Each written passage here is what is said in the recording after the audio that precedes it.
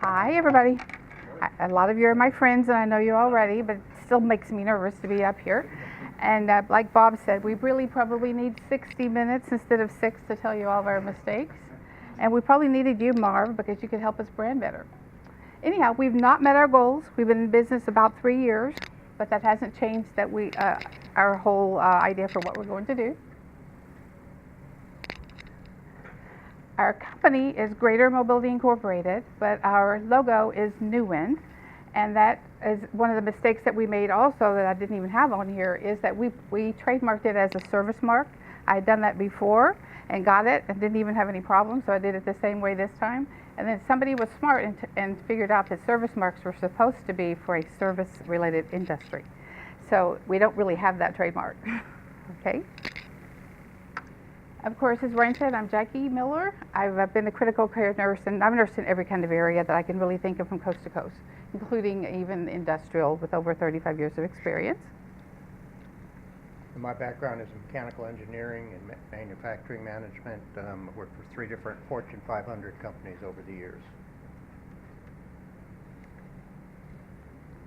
Okay, I'm going to be quoting Thomas Edison and also Einstein throughout through here, so I won't tell you who said what. I've not failed, I've just found 10,000 ways that won't work. And some of you might be familiar with that. Can you see each time I need to click? Mm-hmm. Okay, and one of the first things that we realized with our product is, and we're not going to talk a lot about it because you can ask us questions later. This is about our problem, things that we've learned. Our benefits are not easily recognized. So you can be thinking about that as we end our program today, what you think this is and what it does. But in the middle of every difficulty, there is an opportunity, and we've had plenty of opportunities to try to, come up with new ways to have a solution. We read some of the Shark Tank books, A Day Late and A Dollar Short. One of them was Lori Greiner's, Invent It, Sell It, Bake It. She says one of the biggest mistakes that we as entrepreneurs make when you're going to sell something is that we build inventory before we have buyers. And we made that mistake because we thought, like the movie, you build it, they will come. That didn't happen.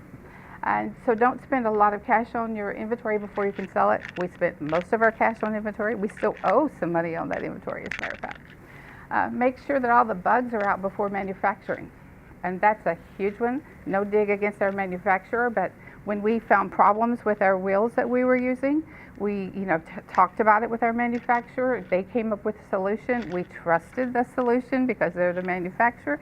Didn't work. We still have some issues with the product. And Lori says that you shouldn't ever just let somebody build something and then come back and check it later, especially when our product costs $400 plus to build it. You should be randomly inspecting each step of the way. Definitely, we know that now. When we finally went back and inspected, when we started having problems, we even found boxes that didn't even have handles in them. So, okay, go ahead. But you never fail unless you stop trying. Go ahead. And stay away from negative people, because especially when you're struggling and you're trying to make it, they always have a problem for every solution. So we like being here at the CEP because they are always, thank you Ryan and Jessica, Kevin, they always have our back. They're always helpful. Another book we read last year, we should have read 3 years ago, was Damon John's book called The Power of Broke. In it he teaches you to act like you were broke. Don't spend your SBA loan too quickly. More about that in a minute. We were too quick to advertise. We were too quick to go to trade shows and use up that money. More lessons learned. We also thought that if we were known locally, and thank you guys, we've met so many people, these friendships are really just as good as anything we could have ever done, just to know you for the rest of our life. But we thought once we met people and they saw our product, they would automatically buy it. But even though they're local facilities, they're usually corporately owned, like Brookdale, whoever it is. And people don't, as a rule, we have found, first of all, we talked to a lot of people who weren't appropriate. They were marketing people. They weren't the medical people. Secondly, those people have to get approval from corporate before they can buy equipment. They don't want to put their neck out to try to get approval. It takes a whole year to get it, as a rule. They want to buy what's already approved through corporate. And then we thought that we could just get into a group purchasing organizations. The group purchasing organization already has a relationship with the hospitals and everybody. But you can't get in the group purchasing organization if you don't already have an established sales record. And when I say established, I mean millions, not 20.